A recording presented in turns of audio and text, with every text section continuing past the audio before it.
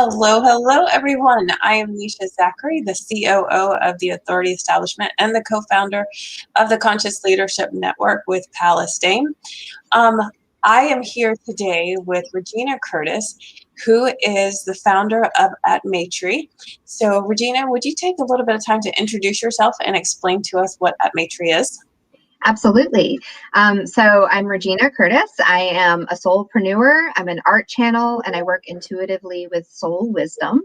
And I created Amatri, which Amatri is a term that I created using two Sanskrit terms. So Atman, which means soul or self, and Maitri, which means benevolence or kindness. And so through my own journey in finding that kindness towards my own soul, I've used a lot of tools and techniques and learned a lot about my own authentic way of knowing and being through these methods. And so that's why I use those two words to forge them together and create the word Amatri.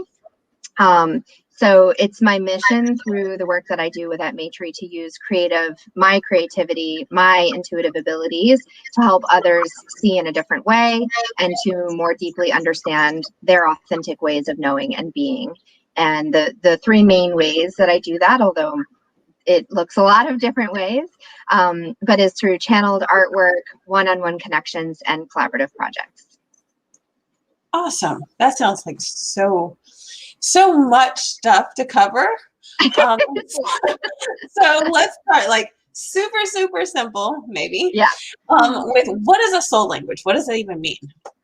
So a soul language, I love explaining this because for me, art is a soul language, and so is energy, and so is nature. And the way that I explain it really, or the way that I work with it, is that our ways of being in the world, the things that we connect with, the ways that we understand things, those are our soul languages.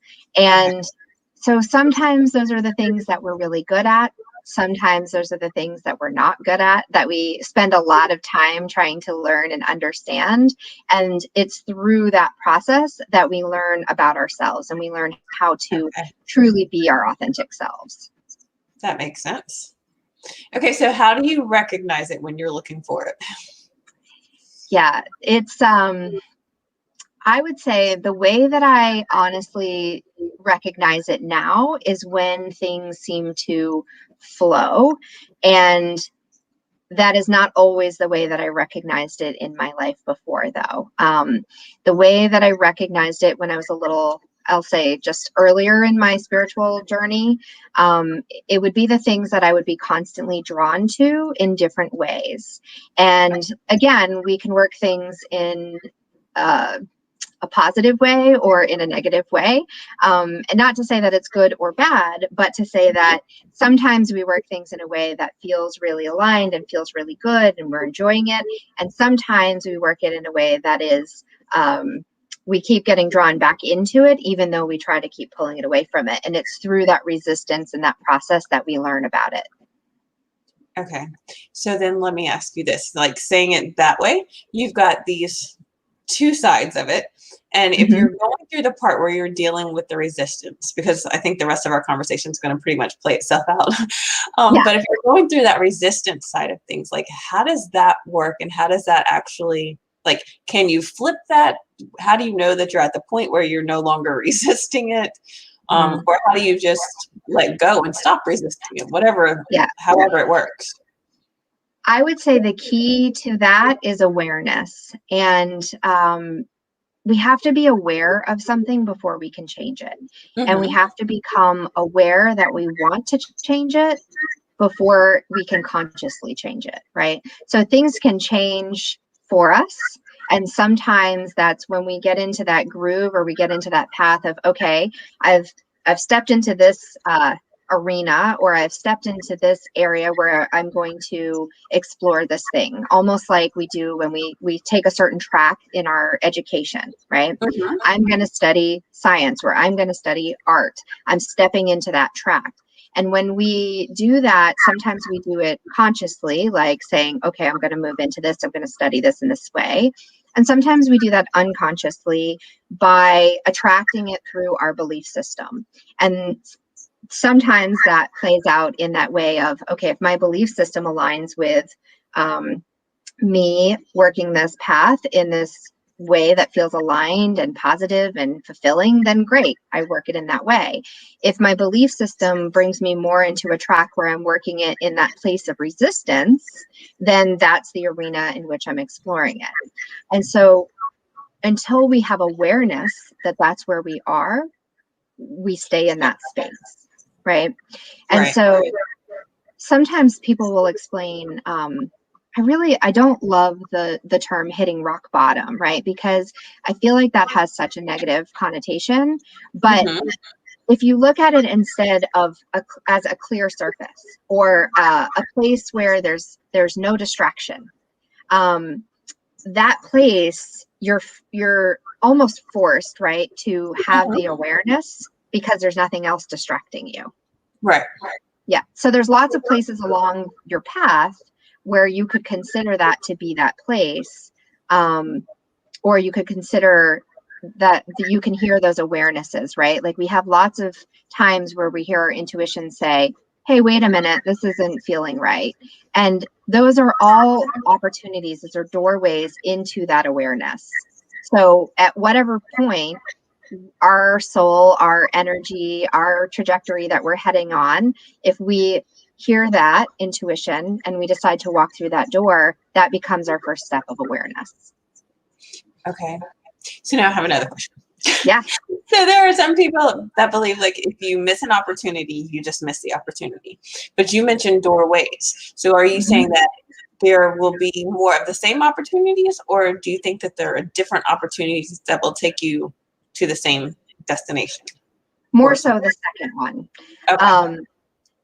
What I understand is in the field of possibilities, right? In the quantum field of possibilities, there are all of these potentials, all of the potentials that ever could be, and all of the potentials that ever have been. And when that doorway comes through, it's like that doorway opens and there's a particular alignment of potentials that are open to you, a particular pathway that's open. And Right. if you continue past that, they go back into the mix and they go, they're back in the mix of potential. But then when the next window comes along, you may see a different potential on that same path that might create a different pathway, right? And so we have opportunities show up again and again that can take us to a similar place. It's not going to take us to exactly the same place. Just as if you think of a river, right? A river, you can walk to the riverbed on the edge of it and be at the same place of the riverbed, but the water inside of the river is never the same. It's ever changing. I love that explanation. I love that. Okay, so on this journey, and finding your soul language, why is creativity so important? So creativity is so important because we create our experiences through our choices. And like if we're standing at a window, we choose when to go to that window, right? Or when to go to that doorway. And we create that through our power of creativity, through our energy, our creative energy. Every move, every word, every thought that we have is our creative energy. Our potential coming into the reality. So I like to define creativity as the way in which we birth potential into reality.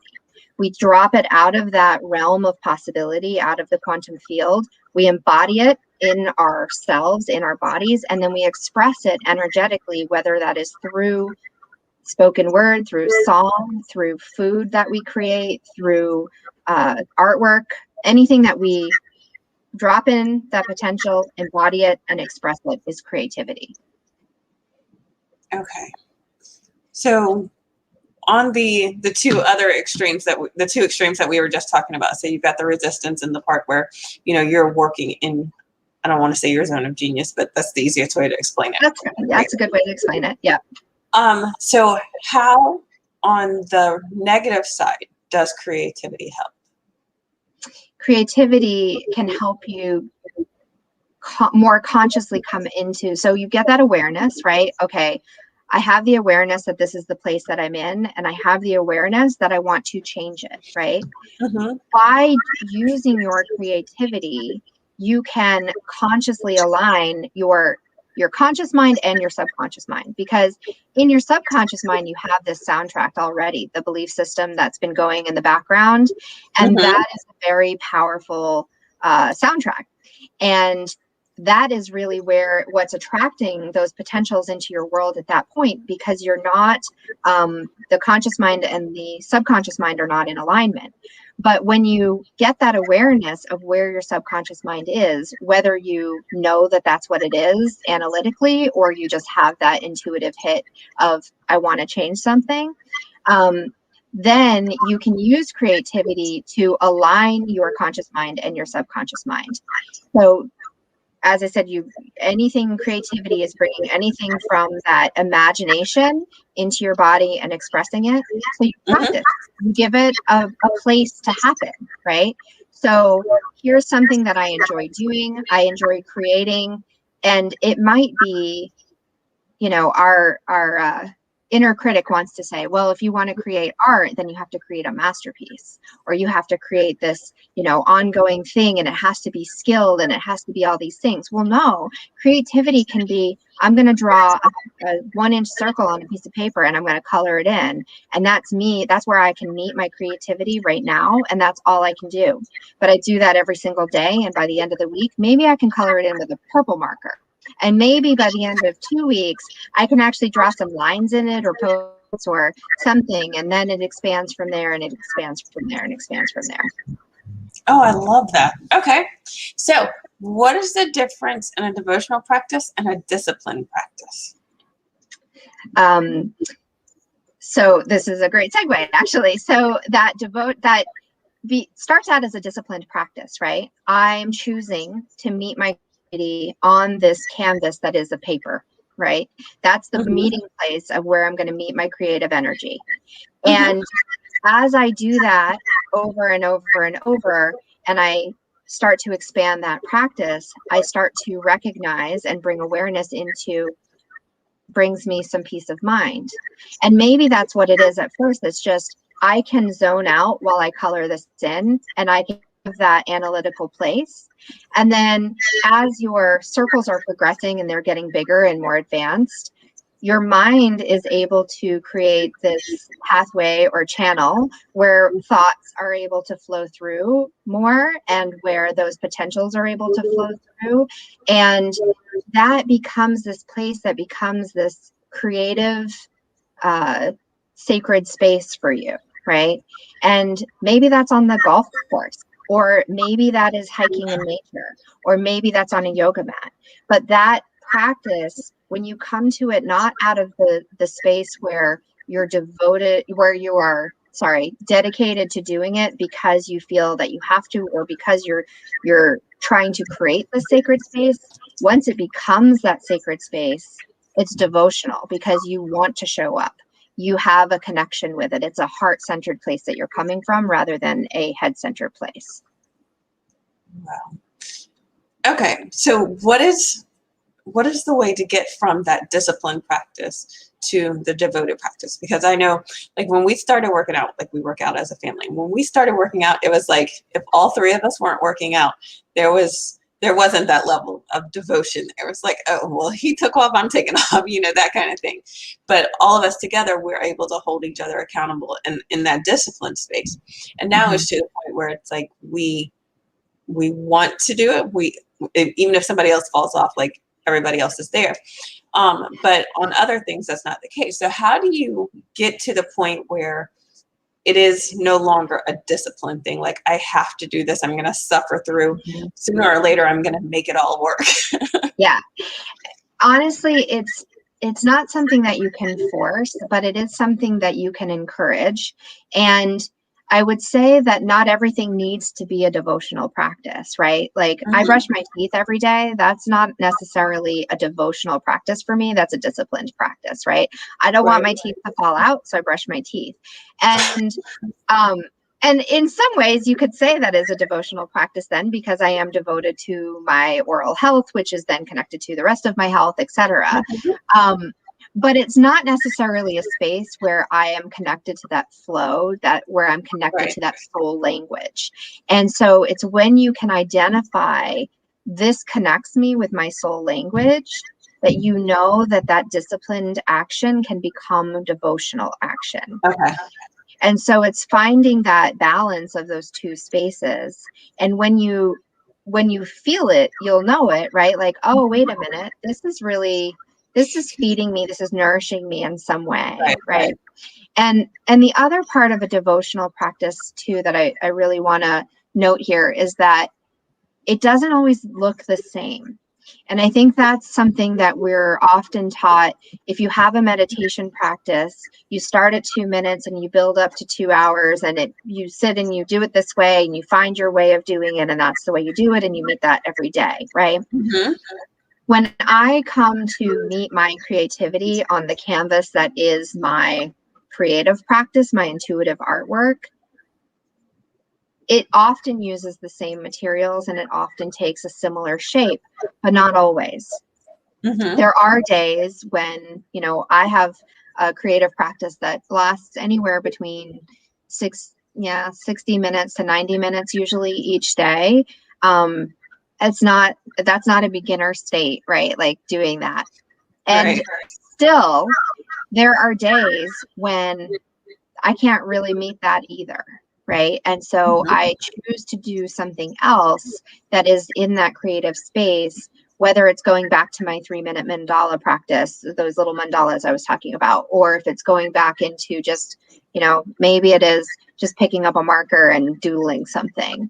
But having that devotion to it, knowing that, having that awareness of, I want to do this. This is a space that is helpful for me, and the flexibility of meeting myself where I am in that day. Those are all very important things. That makes sense. I love this conversation because I am really into the use of coloring as a meditative practice. Yeah. It's one of the ways that I like, in the middle of the day, I take a break with one of my mini coloring books and like just sit and just clear my mind and just like kind of reset in the middle of the day. Yeah. And at the end of the day, I do just a really small mandala, like maybe takes 5 minutes. And it's just a matter of letting it go. Like everything that happened today is over. We're done. So I do understand that, like, but it is that point where you have to choose how much you're willing to or you're able to put in at a particular time. So I want to note something that you just said about clearing out, right? The clearing out everything that's in your head. Those things that are in your head that you're clearing out, those are potentials in the quantum field. Those are potential, like when you clear that out, you're clearing out the things that are likely to bring you into that space of resistance that you don't want to go into, right? Okay. So that process of bringing those in and embodying them and expressing them out too, it doesn't mean that everything that you're putting on the paper is necessarily going to magically come into reality. It's aligning your energetic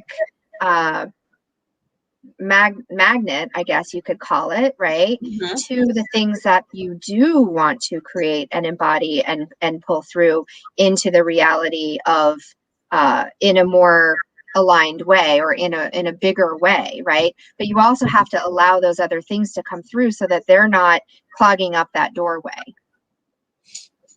Okay, so you just pointed out something that I think a lot of people have like resistance to, I guess. So when you're thinking about like, okay, I do have these negative thoughts. I do have points of resistance in my head. And a lot of people know about the law of attraction. So if I have them and I quote unquote feel them, I'm going to make them like manifest. But what you're saying is just because you have them and you're allowing them to travel through does not mean that you're going to manifest those things. Am I understanding that right? So let me give a physical example of it, right? If you're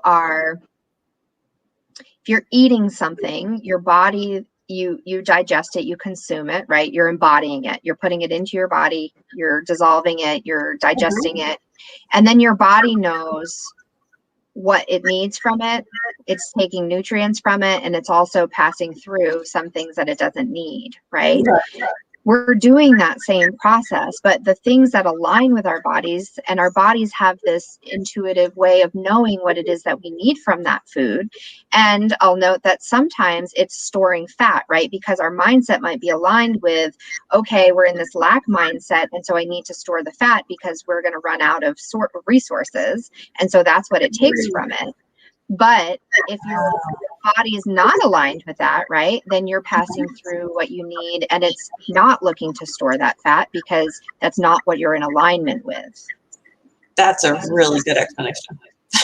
I like that. I like that. So you're saying that it's an intuitive process and our body will react to what side of the plane we're on, I guess, so to speak. Yeah. So when you're making art intuitively, what's the difference between that and then just doing art other ways?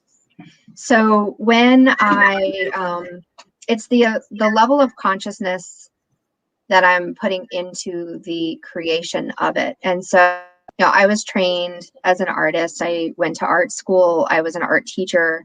And so it took me a little while to actually get into this space. And it's not something that I necessarily consciously went into. It just unfolded naturally for me. But the difference that I started to notice in when I'm creating artwork, not from an intuitive space, I'm thinking, this looks good with that. This color is I'm using my training to create something that I want to create, right? When you meditate, sometimes people will say, oh, I have a download, right? Like sometimes you meditate and you just are in that space, and all you can do is keep coming back to that space of peace, right? And your thoughts float through like clouds, and you watch them go by, and you don't attach to them necessarily, right? But they're still going through. And when you achieve that space of, okay, I'm in this space of peace, of receptivity, a download comes in, right? I get this awareness of an answer to a question I'm asking, or suddenly I am inspired to do something, right? That's different than the clouds going by.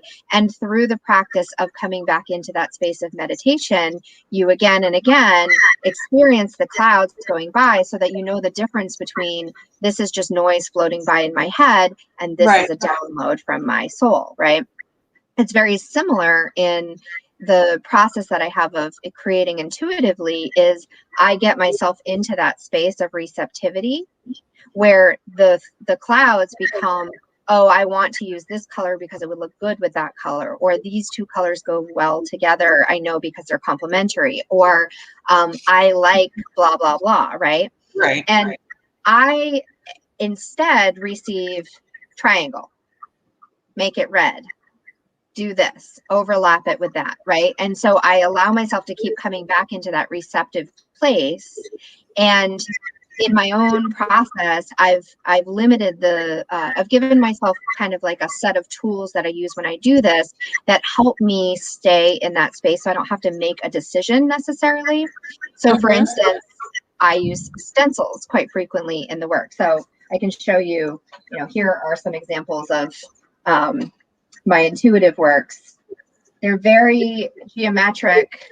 They're not super representational, right? They are very, shapes and colors. And so I allow that to come through, and I give myself tools that are simple enough to receive it, so that I don't have to think about it, right? Because if I received horse, I would have to draw a horse, right?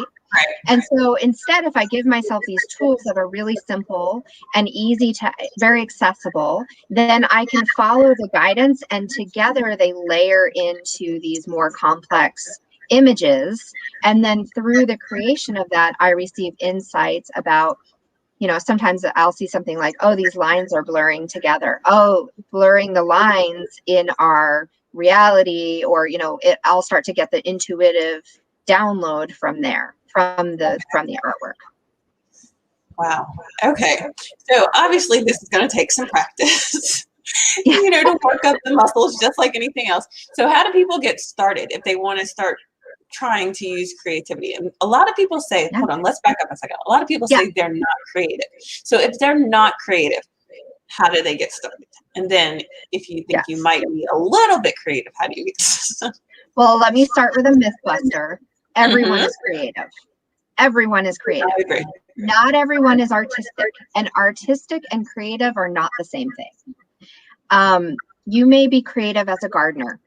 You may be creative in the way you cook, or Mhm. creative in the way that you, like an engineer is very creative, right? An engineer has a super creative mind. They have to be able to see something that doesn't exist and then make that thing exist in reality. That's exactly what creativity is, right? But Exactly.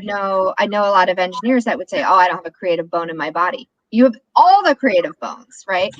Every single one of Yep. them are. And so it's redefining, first of all, what is creativity, because it doesn't always mean artwork. That's my way of expressing creativity. It's not everybody's. Mhm. Um, so I would say find the place where you feel most creative, and that is your space, and then make that a sacred space with intention. Intentionally bring that space and that practice or that thing in your life together in alignment to make it a sacred space, and then allow your creativity to flow through that. And additionally, back up your expectation, like way back, about what you're creating in that space, because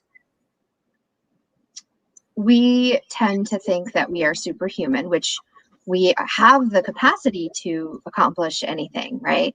But Mhm. we may not be in the place right now, or have the tools right now, or the knowledge right now to be able to do that thing. It doesn't mean that we can't do it. It just means that that may not be where we are right Right. now.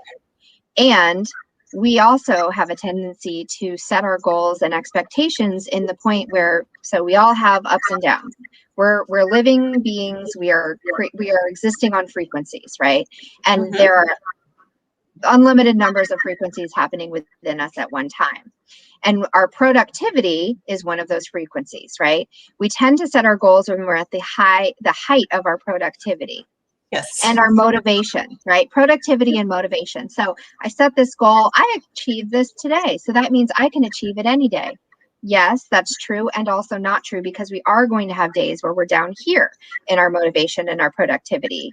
And they may be, motivation might be up here, but productivity might be down here. They're not necessarily flowing at the same rate. So Yeah. set your goals so that you can meet them on your lowest day of motivation and your lowest day of productivity, and Uh-huh. then you're going to succeed every single time. And you can always dial it up, right? But don't Right. set your goal for up here, set your goal for down here. Okay. I like that. I like that a lot.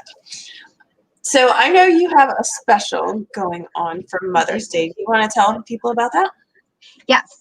So I the some of the artworks that I just showed right now, those are intuitively channeled artworks, and I actually do individually channeled artworks, and so I channel them through a question or an intention. So if you were to say to me, the special that I have, for instance, right now, is to show me my inner goddess message, because we all have an inner goddess. Doesn't matter if we're male or female, it doesn't matter.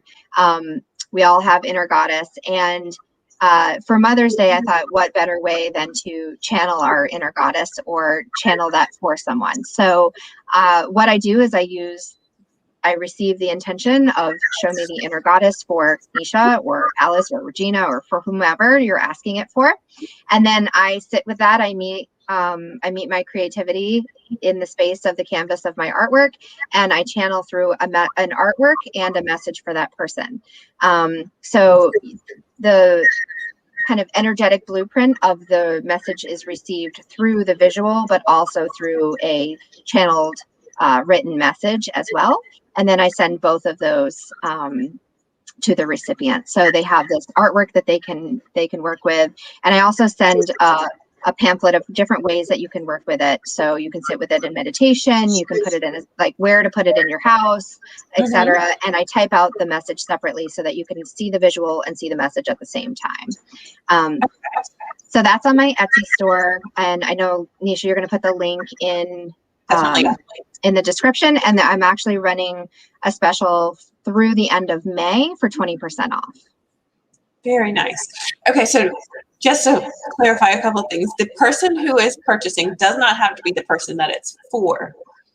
And No. then and they don't need to be present in order for it to be done. Obviously, they just give you the information, you create it, and then send it to them, right? Correct. Okay. Yep, absolutely. Although it can be purchased for yourself if you would like to. Okay. Yeah, it can be for yourself or it can be for another person. In my Etsy shop, when you purchase it, just make sure to note who it's for and put the address of the person that it's going to if you want it sent directly to them. Otherwise, you would just receive it with their name and it would be channeled for them, and then you can physically hand it to them as well. Okay. Is there a standard amount of time that it takes for one of your pieces to be completed? So normally I say 1 to 2 weeks with shipping. It depends on where it's being shipped to.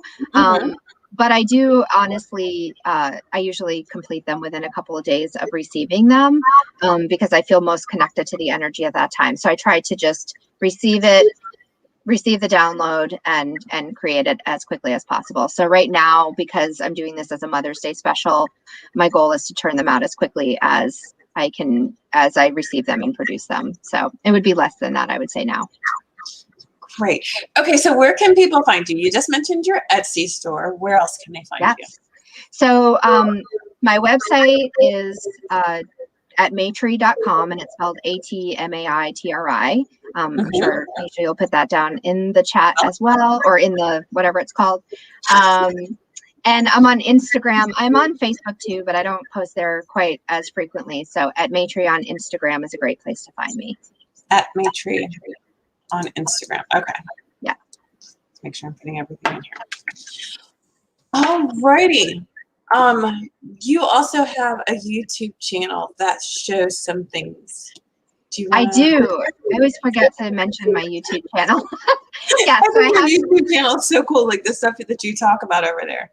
Thank you. Actually, there's I talked about the 3-minute mandalas, and those are there. I have a video on my YouTube actually about the mandala practice as well, and about the power of creativity.